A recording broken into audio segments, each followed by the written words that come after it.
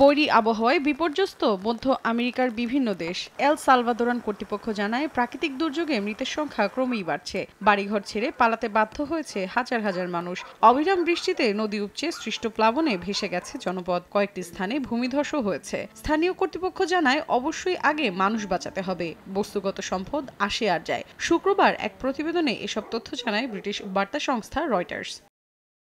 একই চিত্র গুয়াতেমালায়ও। বৈরী আবহাওয়ায় প্রাণ হারিয়েছেন বহু মানুষ। নিরাপদে সরিয়ে নেওয়া হয় প্রায় 11,000 বাসিন্দা। প্রতিবেশী হন্ডুরাসেও রয়েছে দুর্দশা। সরিয়ে নেওয়া হয়েছে সহস্রাধিক মানুষ। বিচ্ছিন্ন হয়ে পড়েছে যোগাযোগ ব্যবস্থা। ধ্বংস হয়েছে বাড়িঘর। এদিকে মেক্সিকোর উত্তরাঞ্চলে দেখা দিয়েছে ভয়াবহ বন্যা। হেলিকপ্টারের সাহায্যে বাসিন্দাদের সরিয়ে নেওয়া হচ্ছে নিরাপদে। মন্ট্রিল শহরে ভূমিধসের ঘটনা ঘটেছে। দেশটির দক্ষিণাঞ্চলে ভারী বর্ষণে জনজীবনে নেমে এসেছে চরম দুর্ভোগ।